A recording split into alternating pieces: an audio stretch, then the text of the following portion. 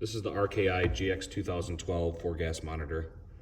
These are a little bit more advanced monitors than what we are used to in our yellow BW 4-gas monitors that we have currently. We're going to go over some of the new features and buttons of this monitor and how to use it in this video. So to turn it on, you're going to press the power enter button and hold it for 3 seconds until it beeps and begins to start up. From there, you're going to see a screen with the normal display readings as well as the word normal with a question mark. This is asking if you'd like to start in normal mode or in leak check mode, which would be seen if you push the down arrow. We are going to start in normal mode. You can either push enter now, or after 20 seconds it'll automatically start in normal mode. You will now see how long until the next calibration date. Then you will see today's date and time displayed, the battery voltage, and then different alarm settings of the monitor as it begins its startup sequence. The next thing you will see is it say auto air cal. This is doing an automatic fresh air calibration, and you need to make sure that you start the monitor in fresh air. From there, you're going to see the normal display of the monitor. You'll have the 4 sensors that it detects, the time, a battery indicator, and for the batteries for this, it is a rechargeable battery, and this just goes into a docking station to be recharged. You'll see a blinking heart that indicates that the microprocessor is functioning and running. And the last thing you'll see is the little spinning fan blades at the top, and that is indicating that the pump is running. If you listen closely, you can hear the hum of the pump running on this monitor. This is an active monitor, meaning it has a pump that is drawing gas in to the monitor sensors from the surrounding area of the probe. This probe is removable, and it has just a simple metal tip, and that's how you can attach the hose for calibration. You can put the rubber tip back on just by slipping it on again. Unlike our other monitors, the yellow BWs, those are passive monitors, and the only way that the gas would get into the sensors is just by natural air movement as you're walking around with it, or the wind or air moving. If you put your finger over the tip, you can see that the pump alarm will go off. It's not working or it fails, and you'll see an alarm. We'll display that now. We got a low flow alarm, and it will continue to do this until you reset it. Push the reset silence button, and it'll clear the alarm out. If you obtain any other alarms that are persistent, meaning they won't go away, you have to push the reset silence to acknowledge the alarm. The next thing I'll show you is the manual fresh air calibration. If you find yourself in a point where it's maybe got 1 or 2 parts per million CO that it's reading, or you're not quite sure it's bounced back out to what the fresh air is, go back outside or into a fresh air environment, and you can do a manual fresh air calibration. To do that, you're going to push the air up arrow and hold it until it says release. Now I can let go. It's going to finish doing it, and we'll go back to the home screen. It does do an automatic air calibration like we saw when it starts up with fresh air. Next thing you should do before you go into an environment to begin air monitoring is do a quick bump test to ensure that all 4 sensors are reading appropriately. You're going to assemble the calibration gas tank, put the regulator on, and you just need a straight hose. You don't need any fittings or adapters on it. From there, you're going to apply gas, turn it on, and you're going to make sure all 4 sensors start reading within reason of what's on the calibration gas label.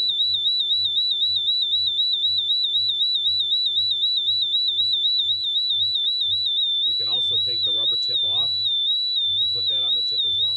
I'm seeing good readings from all 4 sensors. Turn the gas off and allow the monitor to come back to zeros again. We talked about the top 2 buttons, or the top and the right button. The bottom button, which is the down arrow to get through the menus, it also is a shift button to use in conjunction with a couple features in the menus and whatnot. One of those is to get to the calibration menu. To do that, you're going to hold the shift key, then press the display adjust. The first thing you'll see is air calibration. You'll also notice it says maintenance at the top. So you can choose to do just a regular manual air calibration. You can go to auto cal, which is going to walk you through an automatic process to calibrate it. Or you could choose to calibrate 1 sensor at a time, or 1 individual sensor. The last one is normal. That's how you get back to the home screen. Otherwise, you would just continue to cycle through the menu. So when you see normal, hit enter. Back to the normal screen again. The display adjust button, if you just push it on its own, will cycle through a few different menus and displays. The first one you will see is the peak readings, which will be the highest values that each sensor detected since it's been on. We do have readings because we did that bump test. If you push it again, you'll see the STEL. That's going to be your average over the last 15 minutes of the monitor running, the average total reading of that. We only had a brief period of detecting gas, that's why it says zeros. If we had let it run longer, you'd probably start to see 1, 2 parts per million, and maybe like 0.1, 0.2 of H2S. The third one is the time weighted average. That's going to be your average reading over the course of 8 hours. That would more apply to somebody in an industrial setting that's using this during their workday. We can now go into some display settings, which we're not going to mess with. This is your operating time, how long the monitor's been running, 5 minutes.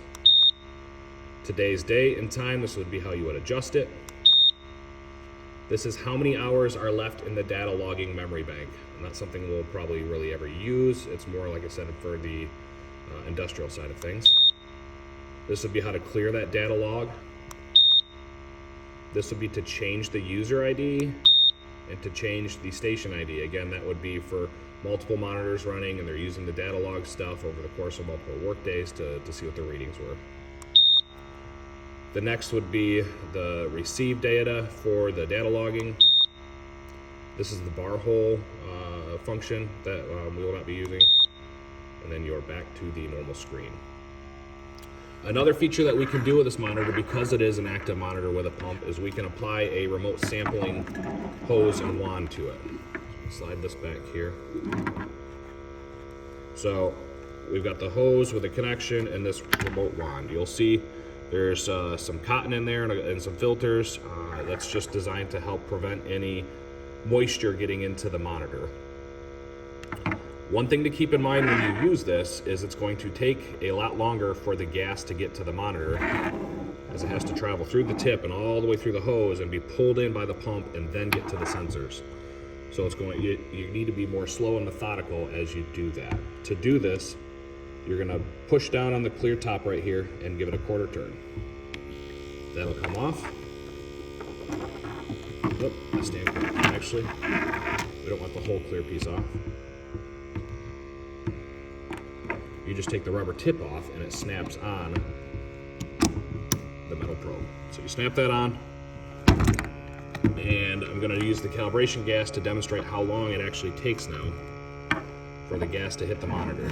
So we saw how quick it was with the bump test. Now let's see how long it takes to get through that hose. So gas is on.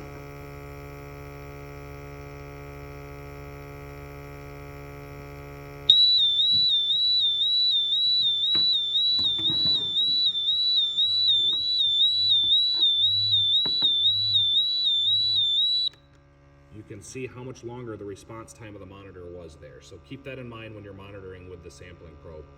Some instances to do that would be if you need to get to a remote area, maybe in a confined space in a container, to reach in a little bit farther, things like that. So you lift up on this sliding collar and then you can pop it off. We're going to put the rubber tip back on. That's the basic functions in normal operations mode. So to turn the monitor off, we're going to press and hold the enter button until it shuts off. So let's go back into this and talk about the new leak check mode.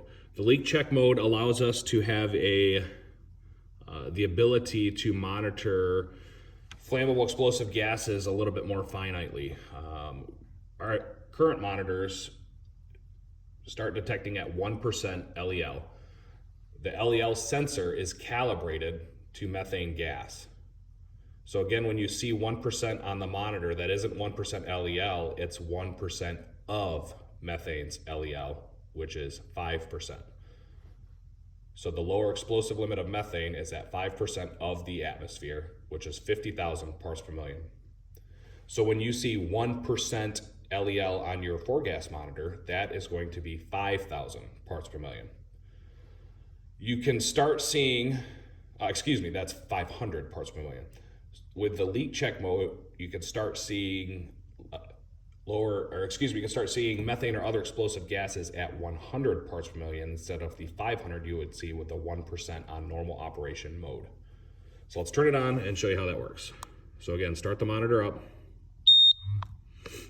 And then when you see normal, we would scroll down and select leak check mode, which is the LC mode. It's going to go through the same startup process, just with a few less menus. So you'll see a little countdown timer while it's doing its warm up.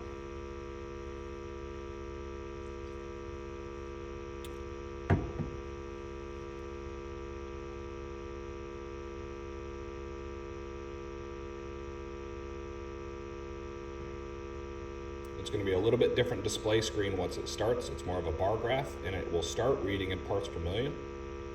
But once it reaches the alarm limit for LEL, which is 10%, that's when the normal operations mode would begin to alarm on LEL, is 10%. So when it reaches 5,000 parts per million, or what is 10%, you will see it switch over into a percentage mode and now start displaying the percent LEL.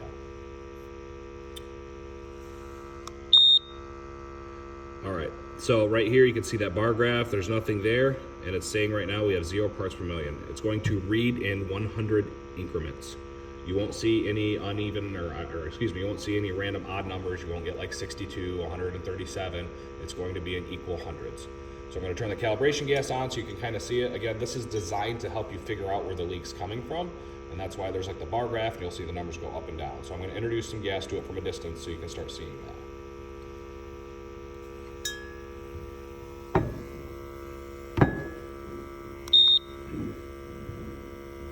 So you also, one more thing, you hit the display adjust, you can increase the size of your bar graph.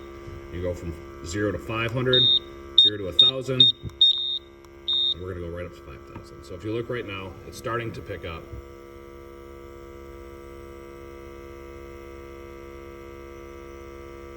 The gas. If I back up, you'll see it start going down. So as we come in here again,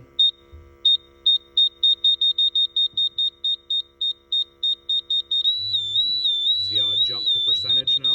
And it's going right back down into the parts per million, and you can see that bar graph starting to drop. You can adjust on the fly as well with that display setting where you want it. So that's the leak check mode. Again, a nice feature on a gas leak or something else where we can try to detect it a little more finitely than we could before. Keep in mind that you still may smell methane gas and not see it on the monitor. The odor threshold of methyl mercaptan, which is what's added to natural gas to give it its odor, is less than 1 part per million. Again, this was just a basic introduction to the monitor. Should you have any questions about it, let a duty officer know or myself.